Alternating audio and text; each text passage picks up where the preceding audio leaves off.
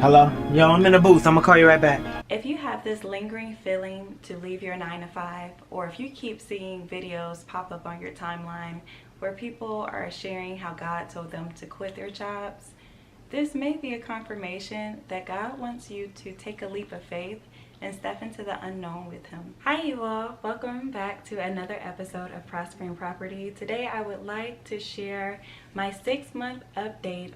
Nah, I just gotta put this one part down. I'm gonna call you back. 6 months ago, I took the scariest yet most exciting leaps of faith. I quit my job without a backup plan as the primary caretaker of 3 under 3. Today, I hope in this video I can help you as you transition into this journey and provide as much assurance as I can that putting your life in God's hands is the best move you will ever make. Man, quit playing with me, man. God told me to quit my job back in December of 2022. God has been telling me to quit my job and that he was going to monetize my channel and to just trust in him and do my part.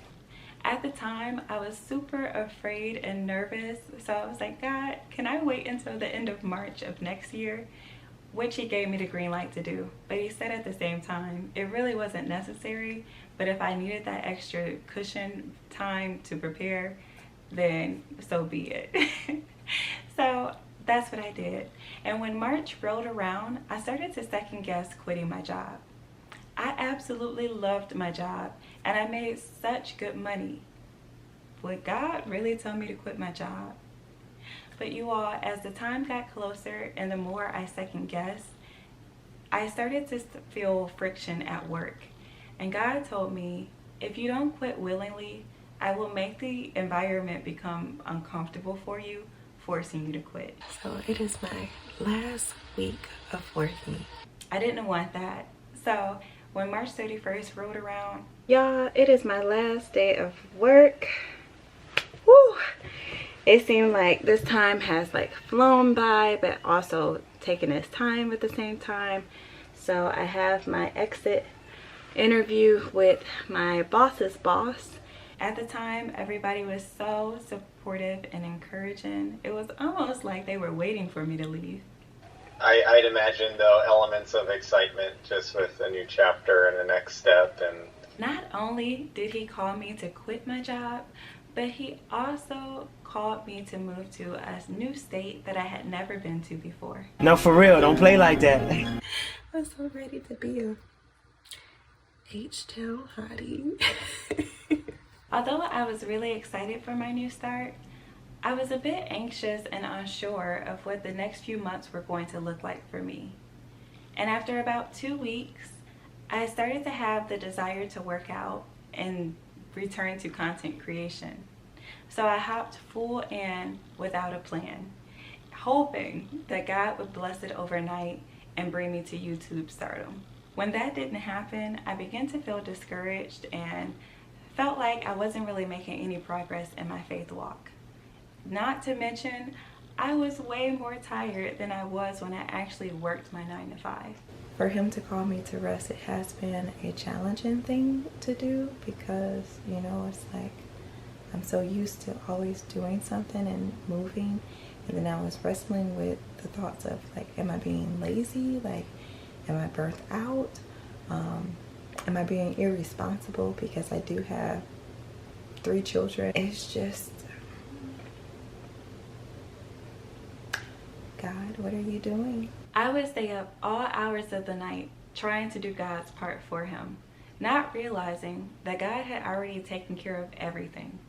My true test of faith came in August when I didn't have no way to pay my rent. And on the very last day that it was due before it would have been considered late, God blessed me with a check that was more than enough to cover my bills for the next 2 months. And the kicker, y'all, the check was dated 2 months prior. It took that miracle for me to realize that I was trying to be in control and I wasn't truly resting in God. Sometimes when God calls us to rest, what he means is you do all that you can do on your end, but then you trust him to make a way and do what it is that you cannot do. Are you serious? God uses everything though. So in addition to me learning that I could trust in him to make a way out of no way, he also revealed to me that I had a fear of abandonment. And because of that fear of abandonment, it caused me to worship myself in a sense.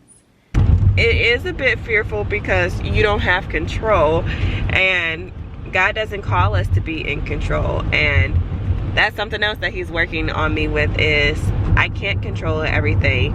I've been very self-reliant and independent since the age of about like 17. Like I graduated high school when I was 16, went off to college at 17, and pretty much ever since 17 been doing as much for myself as possible. I thought that I had everything because of what I did and how hard I worked for it, not realizing that I had everything because of the grace of God.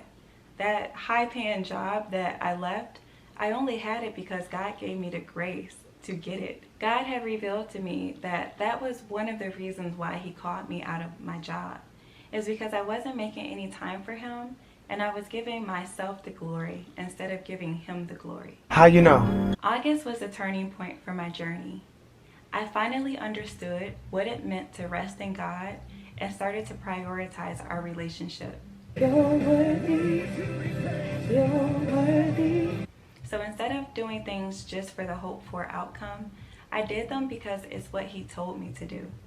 I asked for ways on how I could become a more dependable friend, a better mother. I created a schedule and actually committed to it.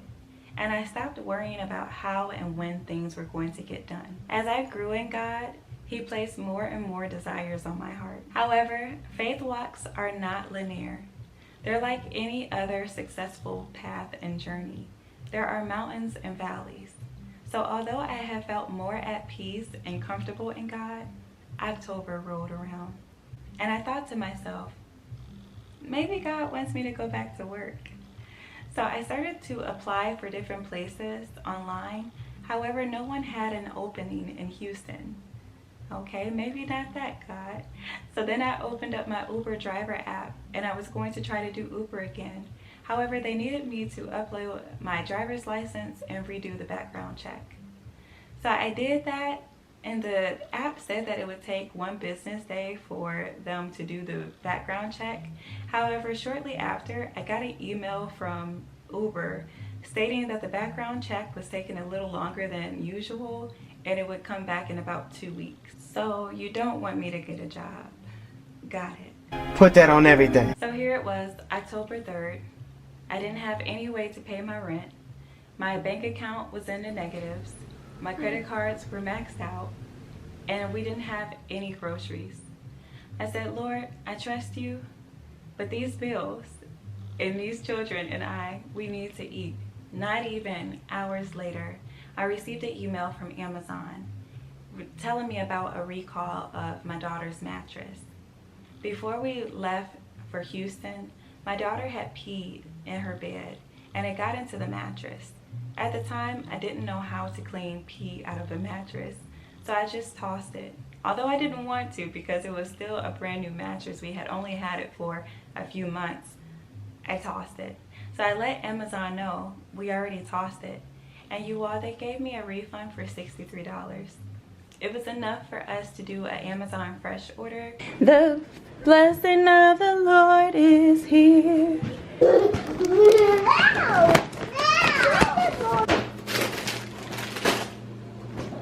And we got groceries not even a day later. It was definitely a move of God, and I thanked him for it. But then I told him, well, God, I trust you, but this rent and these bills, if I need to look into evictions, just let me know. But he told me if I started preparing for an eviction, then that is what was going to happen. You receive what you prepare for. So I prepared, and I thanked him. I thank you for allowing my rent to be paid. And guess what?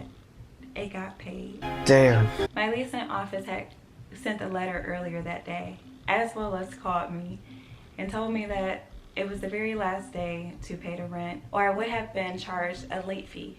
So I let them know that I didn't have the money at the time, but I was hoping to have it by Friday, which would have been in 3 days. Oh, and I've been through so much that I know you're not going to leave me out here just hurting, just with nothing whatsoever. Right. I know you will always give me everything that I need when I need it, even if it seems as if it's day by day.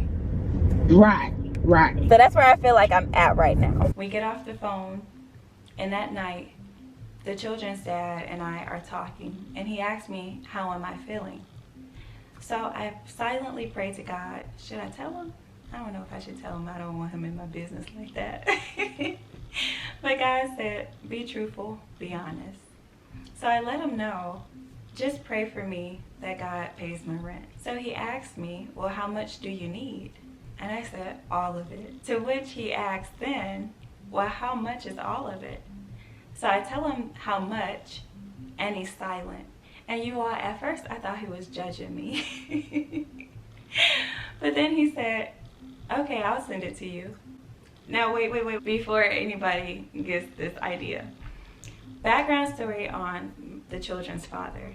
He is in the military, and he's only been in the military for a few years now, so he's still like ranking up. So in order for him to make sure that he contributes to the children and buys them things, he does plasma and he drives Uber on the side as well. So when I was telling and sharing this with him, it was not with the expectation or even the hope that he would be able to pay the rent, because I honestly truly didn't think he would be able to help me. I've never had a conversation about his finances because it's not my business. So when he shared that and he told me that he would pay it, I almost fell out my chair. But then I let him know, like, as kind as it was, I didn't want him to just give me the money. I wanted him to go to God first, because I'm not sure if you're familiar with the Bible story, but there's a story in the Old Testament where some gentleman was carrying the temple of, well, they were transporting the temple of the Lord to another location, and they hit like a rocky area, and the temple of the Lord was about to fall off of this cart, and they grabbed it to stop it from falling. However, they were not authorized to touch the temple of the Lord. So because of this, they fell out dead. Although they were trying to do a good deed, they still died because they were not being obedient. And so I never want to get in front of God or try to take over for God. Like, if something happens in my life, especially now in this season, I want it to be because it came through the hand of God, not my hand or my doing. So I told him, okay, I want you to pray to God about this first and then get back to me. Thankfully, he has his own relationship with God. So the very next day, he called me and he said, God told me to give you this money. And so then he shared with me that the money actually was an advancement that the military had gave him, because he's supposed to be moving at the end of this month. And they gave him the money earlier than he expected it. So he essentially didn't need the money, and the money was just waiting to be spent. You can't tell me God isn't good. And this is the type of God that we serve. We serve the type of God who is playing chess. God has already thought of the next 5 moves before he has even made his very first move. Every time my back has been up against a wall, God has shown me that he can walk through them. There is no limit to what he can do. I'm gonna call you back. If you believe God is telling you to leave your 9 to 5, then girl, run, don't walk. He's going to take care of your every need. There is so much greater on the other side of my obedience. This journey, however, is not a walk in the park. You will feel discouraged at times. You will shed a lot of tears. You will have moments of looking crazy and just misunderstood. But I promise you, the joy, the peace, the clarity, and the wisdom that God provides you makes it all worth it. And you never know when God is going to move in your life. It could happen overnight. It may not happen overnight. But no matter what it looks like, just keep your eyes on Him. Ask as many questions as you can and stay in your word. The best advice I could give to someone who is on this journey is to keep a journal with them. Journal everything. Journal how you're feeling. Journal the revelations that He gives you. Journal the scriptures that just really speaks to your heart, because there's going to be a moment where He will bring you up out of this storm, and you will look back and you will be thankful, and you will understand why it had to happen the way that it did, and realize that it was all worth it for who you are and who you become. Sometimes it is to show you that, see, I'm still right here with you. I'm not going to allow anything to harm you. The weapons may form, but they will not prosper. If you would like to see more of how my rent was paid in August, I do have a video of that, so feel free to check it out here.